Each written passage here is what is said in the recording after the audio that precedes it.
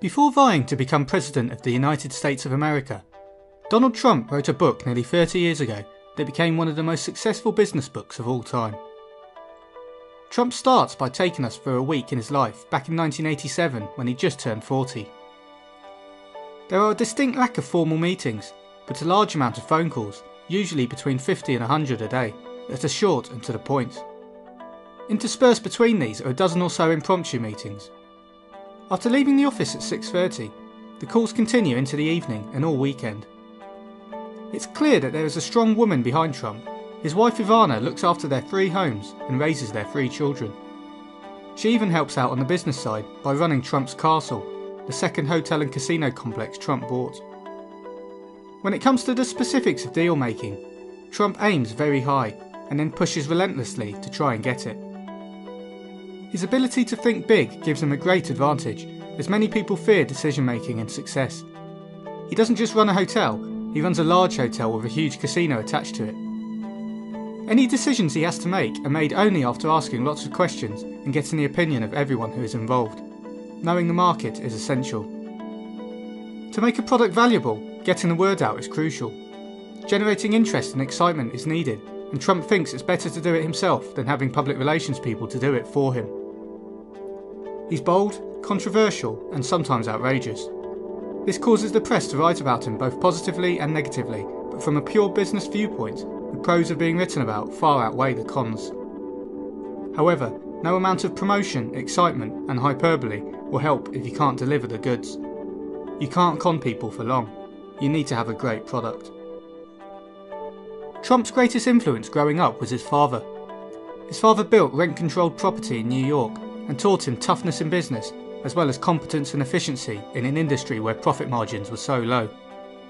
Costs had to be kept down, so he learnt how to negotiate hard with suppliers. His father also promised reliability in payment and the promise of future work as a way of getting suppliers to lower prices. These were strategies that his son followed when he moved into the upper market real estate business.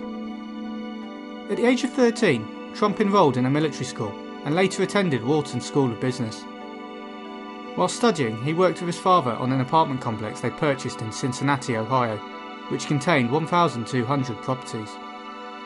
They increased the occupancy rate to 100% by improving the look and cleanliness of the complex and then sold it for a profit. Trump moved to Manhattan in New York and started working on larger projects.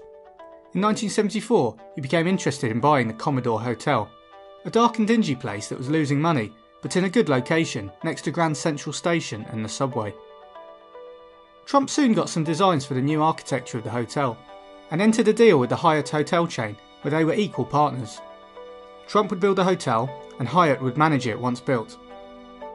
It took several years of negotiation and renovation, but when the hotel reopened in September 1980, they increased the room rate from $20.80 in the old Commodore to $115 at the new Grand Hyatt, with over 80% occupancy. At the same time, Trump was negotiating a secret deal to buy some land in a prime location on Fifth Avenue to build a giant glass skyscraper that would become Trump Tower. The taller and bigger it was, the more apartments he could put in there and the more money he'd make. In the end, the City Planning Commission approved a 68-storey building, the tallest residential building in New York City at the time. The glamorous tower attracted many stars to purchase apartments, from Steven Spielberg to Liberace. Trump moved into one of the penthouse apartments on the top floor with his family in 1983.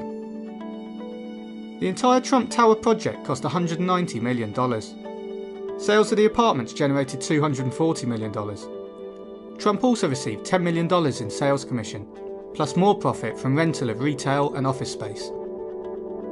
Trump then moved into the casino business, building the Trump Plaza in 1984. He had gone into a 50-50 partnership with Holiday Inn, but after disagreements in the partnership, Trump bought out Holiday Inn and owned the whole building by 1986. Once in sole charge, he tried to improve the profit of the casino by hiring his competitors' employees. His policy was: 1. Hire the best people from your competitors. 2.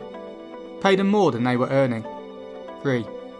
Give them performance-based bonuses and incentives. The result was a profit of $20 million more than was projected. Soon after Trump Plaza had opened, Trump managed to turn a potentially negative situation into a positive and profitable one. Hilton Hotels had started building a huge casino hotel in Atlantic City to rival Trump's facility. Eager to start making a profit, they started construction at the same time as applying for a gaming licence. Unfortunately for them, they were rejected a licence just as construction was nearing completion.